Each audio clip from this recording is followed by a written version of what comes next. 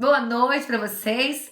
Quem não me conhece ainda, eu sou a doutora Angélica Rabelo, sou pediatra e faço lives toda terça e quinta com as dúvidas de vocês. Eu abro a caixinha no dia anterior para a gente responder as dúvidas na terça e na quinta-feira. Então toda segunda, toda quarta tem caixinha aberta e a gente conversa bastante na terça e na quinta-feira. Então vamos lá. Meninas, uma pergunta que eu recebi, eu já respondi ela outras vezes, mas eu acho que em live, eu acho que eu não lembro de ter falado disso ainda. A pergunta mais importante que as mães mandaram dessa vez foi em relação aos bebês de fórmula. Eu recebi muita pergunta de mães de bebês que mamam fórmula infantil, né? Aptamil, Nano, Estogeno, as fórmulas de um modo geral. E o que acontece, né? A dúvida dessas mães, de um modo geral, é em relação à quantidade da fórmula, em relação ao bebê não ter mamado a mamadeira inteira. Então, eu recebi muitas perguntas assim, doutora, o meu bebê não está mamando a mamadeira toda. O que pode estar acontecendo? Ele não se adaptou à fórmula, ele não mama, ele não gosta da fórmula, ele não mama a fórmula toda. Foram várias dúvidas nesse sentido que eu recebi em relação à fórmula. O que a gente tem que entender, né? O que acontece de um modo geral? As mães acabam, né, começando a fórmula infantil muitas vezes por conta própria, porque não se sentem capazes de nutrir o bebê, acham que o choro do bebê é porque o bebê está com fome. Então tudo isso, todos esses fatores, pessoas, né, falando, palpiteiros de plantão falando de fora que o leite dela é fraco, que não está sustentando o bebê. Então muitas vezes a mãe acaba introduzindo uma fórmula artificial por conta própria, às vezes sem orientação do pediatra, só porque ela acha, né, juntando todas as informações que ela teve, dos palpiteiros e tudo, ela acha que ela não é capaz de nutrir o bebê. E aí ela vai na farmácia, ela compra a fórmula infantil, ela compra a latinha da fórmula infantil e ela lê lá atrás, de tantas a tantas semanas, tantos ml, né? Então ela vai seguindo aquelas orientações da latinha, né, gente? Mas a gente tem que entender que o nosso bebê é diferente do bebê da vizinha, que é diferente do bebê da nossa prima, é diferente do bebê de todo mundo. Cada bebê é único. Então, a fórmula infantil, qualquer alimento desses para bebezinhos, eles são por prescrição médica, né? Então, a gente tem que fazer uma orientação específica para cada bebê. Por que eu tô falando isso para vocês? Porque o volume da fórmula infantil, ele é muito, muito, muito específico para cada bebê. Óbvio que se dependendo da situação, se o bebê for muito parecido com outro bebê, pode ficar próximo. Mas cada fórmula infantil, ela tem ali uma caloria, né, que a gente fala, um valor energético para cada 100 ml, né, para cada dosezinha daquele pozinho que a gente coloca. Então tem que ser calculado de acordo com as necessidades energéticas do seu bebê. Ou seja, cada bebê é único, né? Então eles têm uma necessidade energética. Geralmente a gente calcula ela pelo quilo de peso do bebê. E na fórmula infantil, ela também varia. Varia das marcas, varia da Danone para Nestlé, para outras marcas, né, de primeira e segunda linha. Então é preciso você saber a quantidade de calorias que tem naquela fórmula específica que você está usando e a necessidade energética do seu bebê. Visto isso, a gente calcula a necessidade que vai dar de volumes diários para o seu bebê, né, volume de fórmula infantil.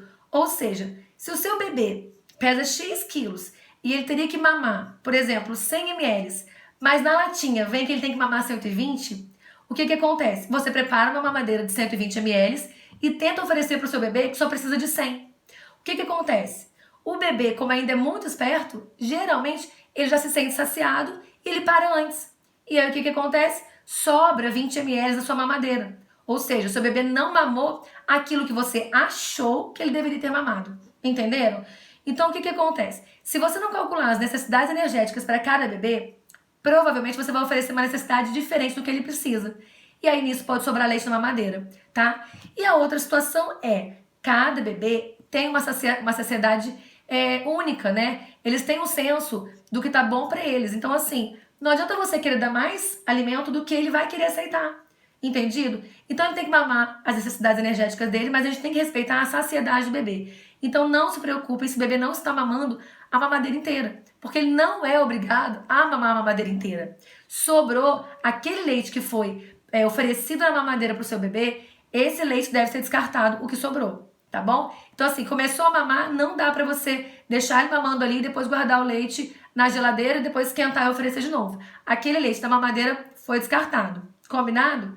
Então quem entendeu, manda aqui o hashtag entendi nessa situação. Ô Van, é isso que eu acabei de falar. A gente calcula o volume específico para cada bebê, de acordo com a necessidade energética daquele bebê. Mas tem que ser respeitada a saciedade daquele bebê, entendeu?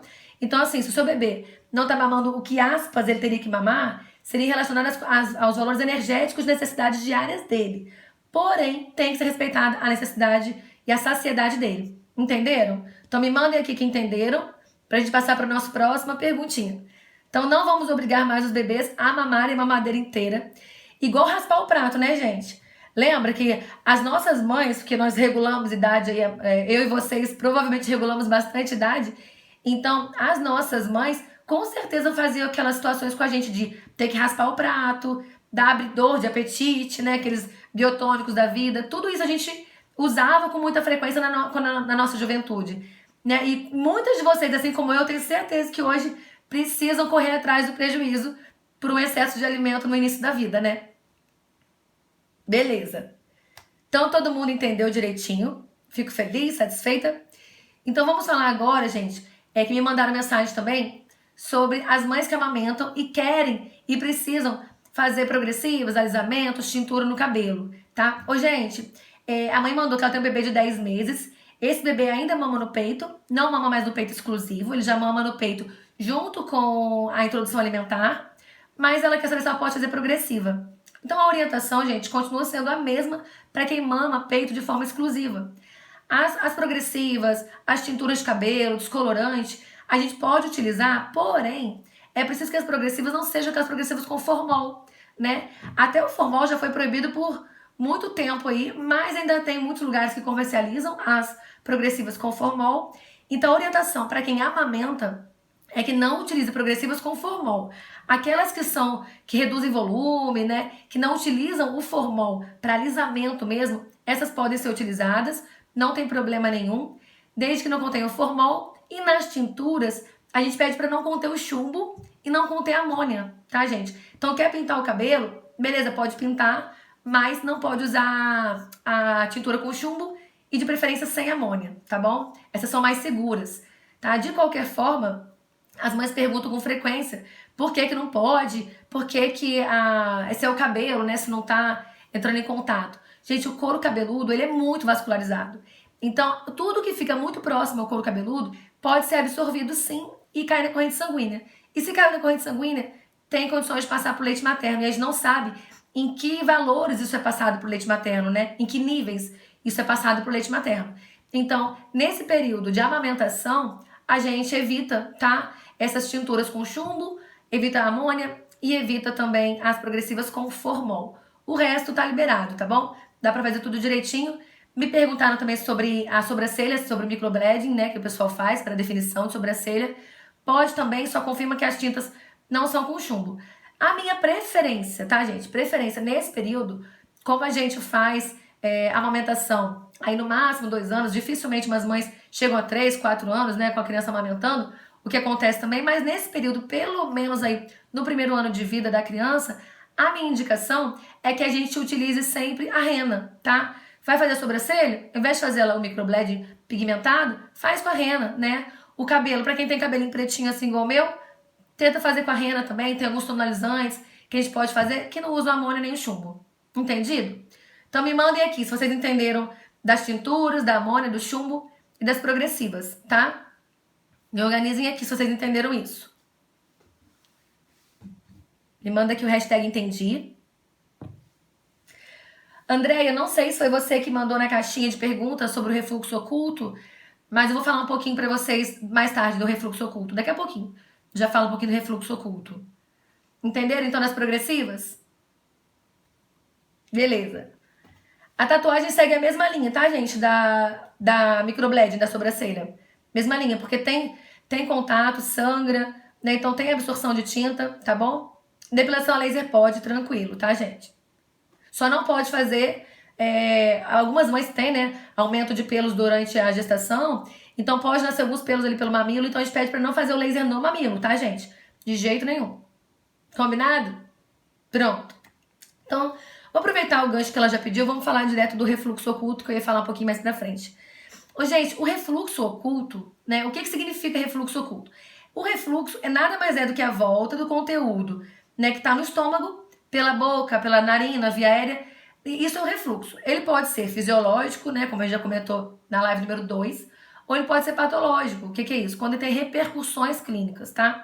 O refluxo oculto, por mais que ele não influencie de uma forma muito fácil na perda de peso do bebê, ou seja, no não ganho de peso do bebê, o refluxo oculto ele tem repercussões clínicas importantes, porque tem um bebê extremamente irritado. Então, o que acontece no refluxo oculto? Ao invés do conteúdo, né, do leite, voltar do estômago e sair pela narina, sair pela boca, o que acontece? O refluxo ele volta e ele não extravasa. Então, a gente não sabe que o bebê vai golfar. A gente não sabe que está voltando o conteúdo gástrico pela via aérea e nem pela boquinha. Então, o bebê fica extremamente irritado, é um bebê desconfortável, ele pode ter o choro excessivo, aquela irritabilidade excessiva. Quando está muito grave, o bebê faz a recusa alimentar. O bebê não se alimenta. Ele não mama mesmo, porque ele já sabe que na hora que ele mamar, vai passar um tempinho e vai voltar. E o conteúdo vai ser desconfortável para ele, né? Isso pode acontecer durante a mamada, o bebê começa a mamar e já começa a se encurvar para trás, ele recusa o peito, ele chora muito, ele se joga para trás, tá? Então tudo isso são sintomas de refluxo oculto. Tem outras coisas que também podem causar essa irritabilidade, esse choro excessivo, mas o refluxo oculto é um grande causador dessa recusa alimentar, dessa briga com o peito, que não são saltos de desenvolvimento. Né? A gente comentou outro dia sobre os saltos de desenvolvimento, que o bebê também pode recusar o peito, pode chorar, ficar irritado, acorda no meio da noite. Isso pode se confundir com refluxo oculto, mas é importante a gente conversar bastante, perguntar bastante para a mãe quais são os momentos que acontece esse choro excessivo, se está relacionado em algum momento pós-prandial, o que é isso? Pós-alimentação, em algum momento que o bebê deu aquele tempinho, ele deu 20 minutinhos, pós-alimentação, né, pós-amamentação, e ele começa a chorar, seja fórmula ou seja o seio materno, pode acontecer tudo isso. Então essa irritabilidade, esse choro excessivo, essa recusa alimentar, esse quando o bebê se encurva para trás, ele vira o pescoço para trás, na hora que ele vai mamar, tudo isso pode ser sintoma de refluxo oculto. E a gente não consegue ver o extravasamento do leite. Entendido? Então, sobre refluxo oculto, para a gente entender mais ou menos o que é e quais são os sintomas do refluxo oculto, é mais ou menos isso. E a gente acaba conversando mais com cada mãe separadamente para poder entender aquele momento daquele bebê, para a gente avaliar se é refluxo oculto ou não. Mas para ficar aquela pulguinha atrás da orelha, isso que vocês precisam saber. Entendido? Me mandem aqui que entenderam direitinho. Mandem aqui que hashtag entendi do bebê do refluxo oculto.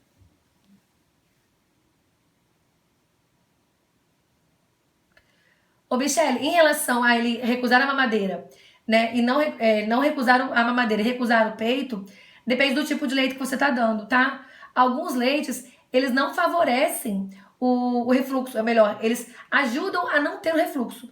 Então, se ele não tem refluxo com a mamadeira, pode estar relacionado a isso.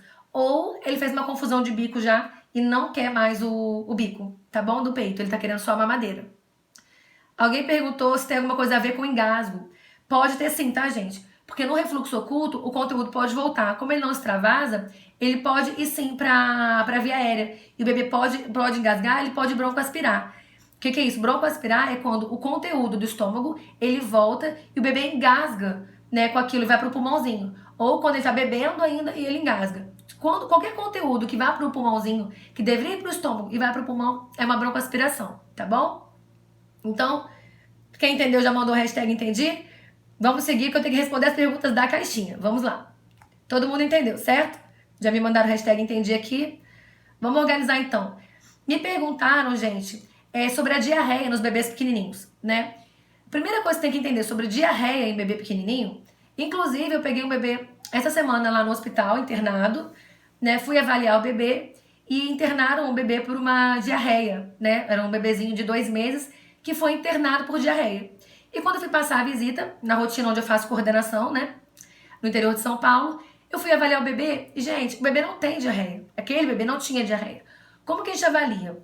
O padrão das fezes nos bebezinhos, principalmente nos bebês amamentados ao seio materno, é um padrão de fezes líquidas. Ou seja, o bebê tem um cocô que parece sim uma diarreia. Parece uma diarreia de criança grande.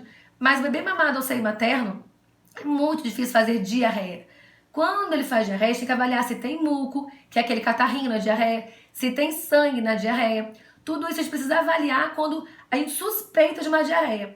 Mas a primeira coisa que tem que entender é o padrão de evacuação dos lactentes. Ou seja, os lactentes são os bebezinhos que mamam, né?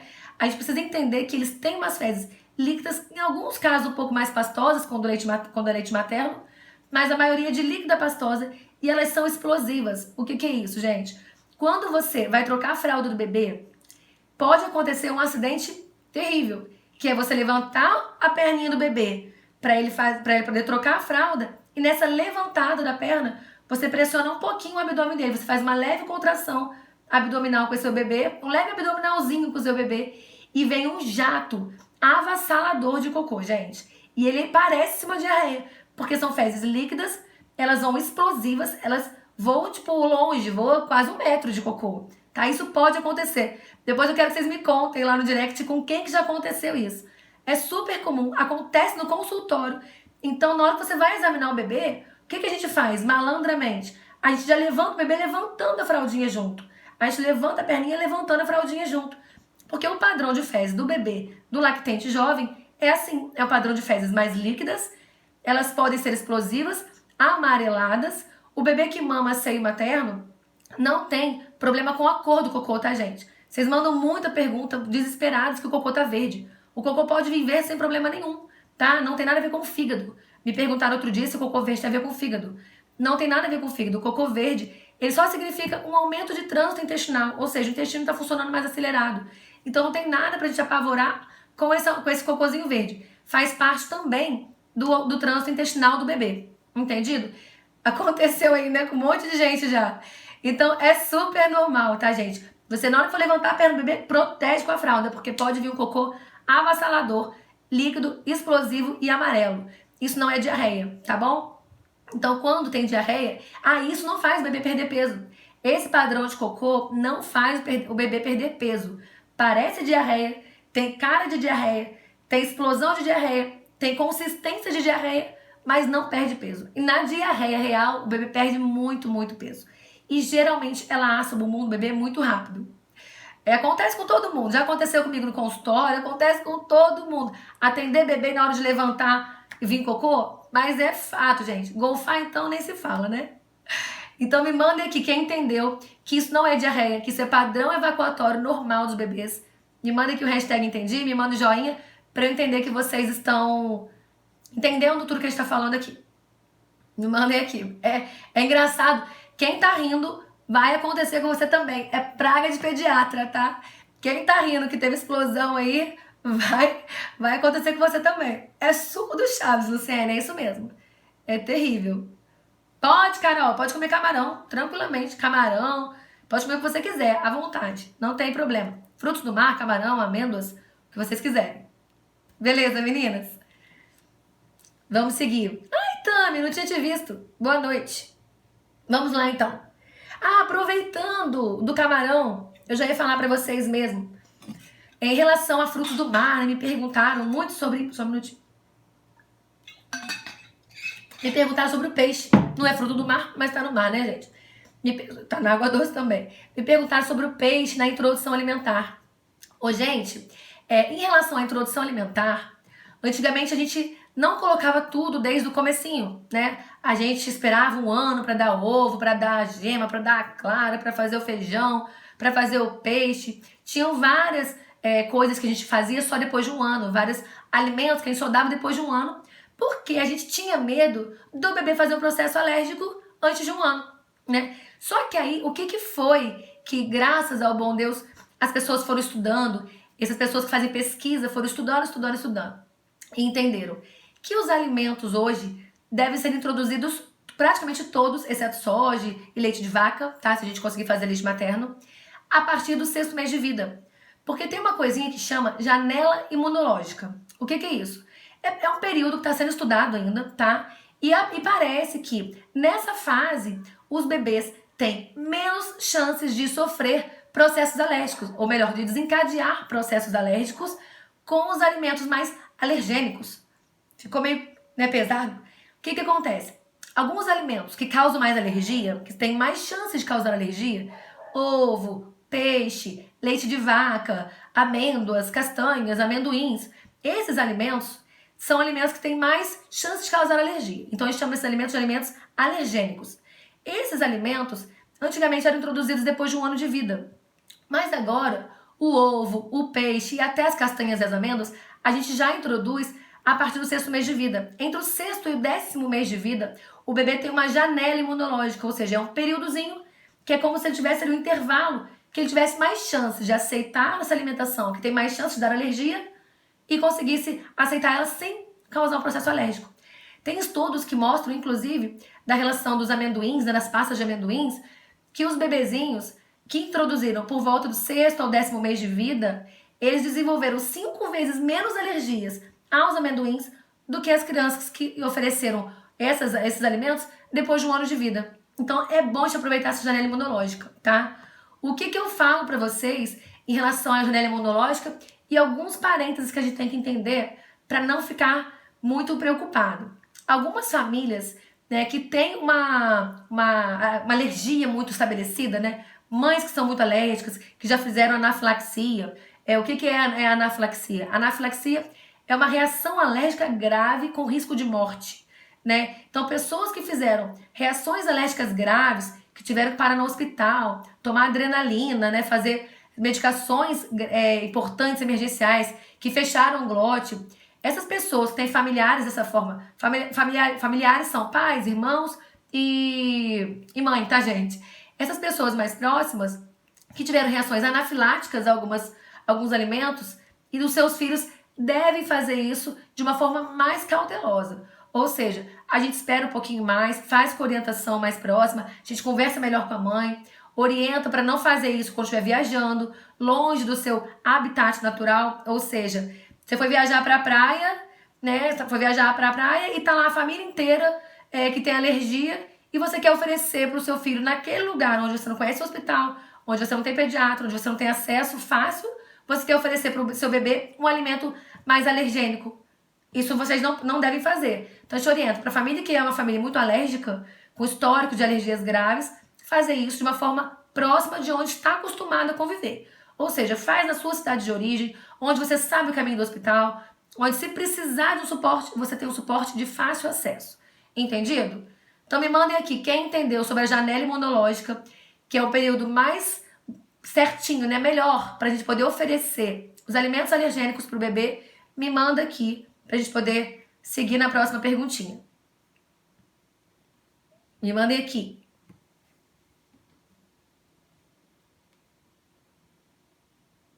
Show, todo mundo entendeu? Bonitinho.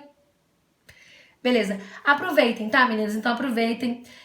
Nos cursos que a gente faz, eu sempre oriento na parte da introdução alimentar quais alimentos a gente deve começar, em que fase, em que momento. Vale bastante a pena porque é bem detalhado que a gente tem que ter atenção nessas coisas, tá? Show. Lindas. Bom, o que mais que eu ia falar pra vocês? Ai, gente, essa aqui eu acho que todo mundo tá louco pra saber. O sono dos bebês, né? Me perguntaram várias coisas. Me perguntaram assim, doutora, o meu bebê, ele dorme com facilidade, porém ele acorda várias vezes durante a noite e todas as vezes que ele acorda, ele só dorme se eu pegar no colo ou se eu der o peito. Ô, gente, o que acontece? Os bebês pequenininhos, né, eles têm uma oscilação dos ciclos do sono, tá? Então, tem despertares frequentes, normais. Às vezes, o despertar nem é completo do bebê. O que acontece? Os bebezinhos vão dormir, você acaba embalando o bebê no colo, dá o peito, ele dorme ali naquele aconchego e você coloca o bebê para dormir. E aí, ele vai fazendo as variações do sono dele. O normal entre o sono REM e o sono não REM. Isso é uma parte mais técnica, mas só para vocês entenderem, significa movimentos rápidos dos olhos, né? Ou seja, são sonos onde tem um sono mais profundo e um sono mais superficial. Em alguns momentos, acontecem despertares, né? O bebê acorda realmente e às vezes acontecem despertares parciais. O que são despertares parciais, gente? O despertar parcial é quando o bebê resmunga, ele começa a dar aquela miada, se movimenta um pouco mais e você já faz o quê? Corre lá para ver e já tenta pegar e bater. Gente, nesses despertares parciais, os bebês tendem a voltar a dormir sozinhos, tá? Rapidamente eles embalam, se você não interferir. Se a gente não atrapalhar, sabe aquele muito ajuda quem não atrapalha? Se a gente não atrapalhar, no despertar parcial, ele volta a dormir rapidamente. Porque é só o momento do sono onde ele está fazendo o ciclo natural do sono dele. Agora, quando tem um despertar total, né, quando o bebê realmente acorda à noite, o que a gente deve fazer? A gente deve só verificar as situações. Verifica a fralda, verifica se não golfou, verifica se não tá suando, se não tá com calor, se não tá com frio, se não tá de cocô, se não tem assadura, né? Faz aquele check-upzinho ali rapidinho, né? Aquele checklist do bebê. Avaliado tudo isso, tá tudo bem? Tenta acalmar o bebê no berço mesmo, deixa ele dormir de novo. Porque o que mais acontece com vocês? Que vocês me mandam mensagens desesperadas, que o bebê só dorme no peito. Por mais que doa eu falar isso pra vocês, mas a culpa é nossa mesmo. Que acostumamos o bebê a dormir no peito. Ou que acostumamos o bebê a dormir embalando, balançando no carrinho, tá? Só que tudo isso a gente faz involuntariamente, né? A gente faz querendo fazer o melhor. Então é uma culpa perdoável, porque a gente não faz de propósito, a gente faz tentando resolver aquele problema de uma forma mais rápida. Só que, o que acontece? Embalar o bebê toda vez durante o dia para ele querer dormir, para acalmar ele, fazer ele dormir mais rápido, ou deixar ele dormir no peito porque ele dorme mais rápido, isso acaba fazendo um distúrbio de hábito, né? E de associações. O que é isso?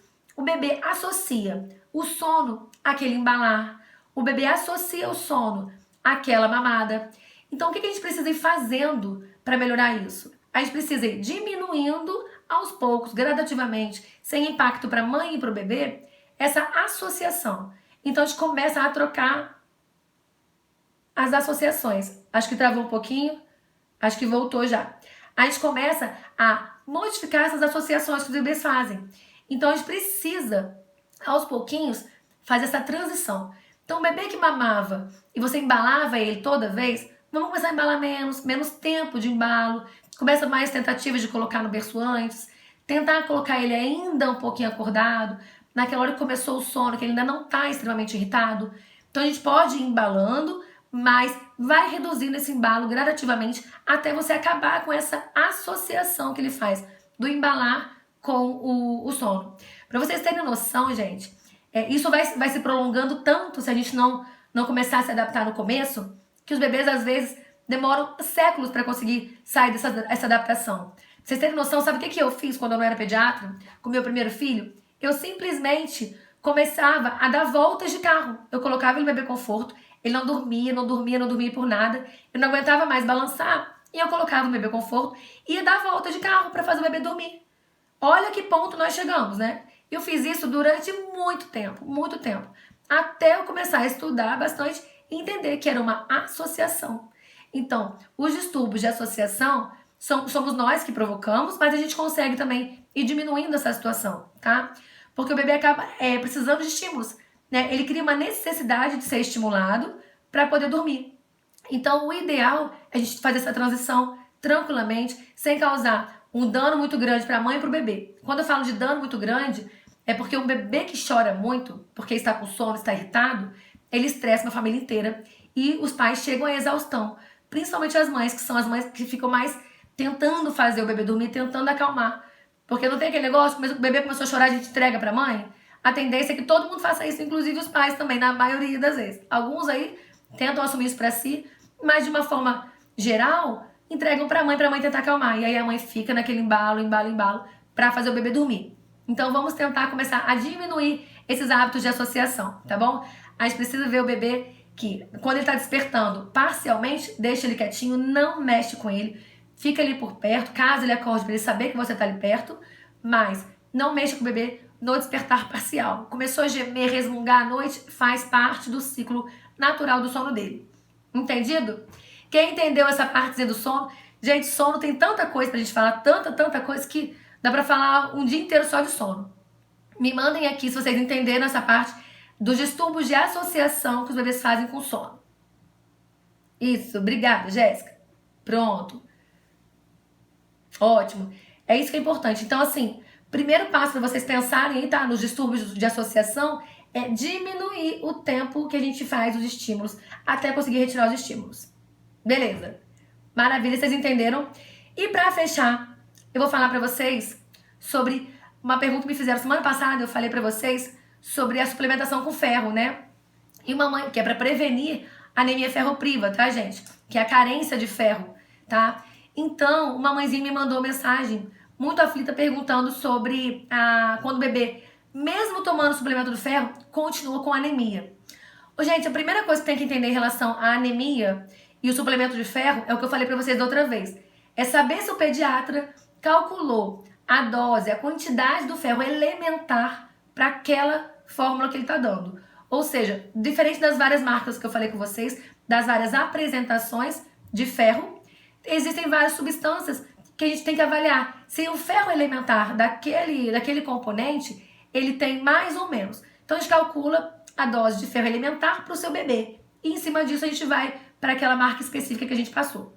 Se os bebês estão usando o ferro elementar na dose certa e ainda estão fazendo anemia, a gente tem que avaliar no exame de sangue. Se essa anemia é uma anemia ferropriva, ou seja, se é por deficiência de ferro mesmo, a gente precisa aumentar a dose do ferro elementar para uma dose de tratamento. A dose que todos os bebês de vocês tomam é a dose de ferro para prevenção da anemia. Na anemia estabelecida, a gente precisa, se for ferropriva, a gente precisa aumentar a dose do ferro elementar para o seu bebê. E aí a gente avalia, depois de mais ou menos uns 3 meses, se esse exame se normalizou. Os bebês que tomaram o ferro na dose certa para tratamento de anemia e não está normalizando, a gente precisa avaliar se essa anemia é realmente uma anemia ferropriva. E pelo exame de sangue a gente consegue avaliar isso. Não precisa de muitas coisas não, tá? Então, desculpa. Bebês que mamam, bebês que estão tomando ferro e mesmo assim fazem anemia, é muito importante que vocês avaliem com o pediatra se esse ferro alimentar tá na dose certa e se essa anemia realmente é uma anemia ferropriva ou não. Entendido? Entendido sobre a ferropriva, gente? Sobre a anemia ferropriva? Se entenderam, me mandem aqui o hashtag entendi, combinado? Pra gente poder se organizar. Eu tô pescando uma pergunta aqui sobre acordar o bebê, gente. Não precisa não, tá? Então, tem mãe respondendo que precisa acordar o bebê. Não precisa acordar os bebezinhos. A gente só acorda bebezinho que nasceu baixo peso, bebezinhos que nasceram prematuros, bebezinhos que não estão ganhando peso. Tem alguns bebês específicos. Os bebês que ganham peso de uma forma geral, que ganham peso de uma forma normal, não precisam ser acordados mais para mamar de 3 em 3 horas, não. No primeiro mês de vida, a gente acorda porque a gente acaba avaliando ainda esse período de adaptação do bebê. Mas bebezinhos maiores do que um mês de vida não precisam ser acordados. Se eles acordarem, a gente dá o mamar. Se eles não acordarem, não precisa ser acordado. E a partir do 6º mês de vida, ninguém precisa ser acordado. E inclusive, os que acordam já podem começar o treinamento para não acordar mais na madrugada. Entendido? Então, a partir do 6º mês de vida, nem precisa acordar o bebezinho a partir do 6º mês de vida para mamar. E os que já acordam, a gente vai diminuindo. Até um mês a gente acorda os bebês, porque a gente ainda está avaliando se eles vão ganhar o peso adequado para a idade, tudo isso. Combinado? Ó, eu falei da outra live. Para fazer o ferro, todos os bebês a partir de 3 meses. Para prematuros ou baixo peso, a gente faz a partir de 1 mês. Combinado, meninas? Olha, foi muito gostoso falar com vocês. Mais meia horinha de conversa aqui. Quinta-feira a gente tem live de novo. Então amanhã, quarta-feira, eu já abro nova caixinha de perguntas para vocês mandarem as perguntas para a aula de quinta-feira. Quinta-feira, 9 horas, aqui no Instagram também. A gente começa a conversar de novo. Socorro, acabei de falar. A gente faz a partir do 3º mês de vida para todos os bebês. O ferro. Enfim, quinta-feira que vem encontro vocês de novo. Muito obrigada pelo carinho, pela presença de todas vocês. E até quinta. Beijo enorme. Não esqueçam de amanhã se mandarem a caixinha de perguntas, tá, gente? Beijo, boa noite.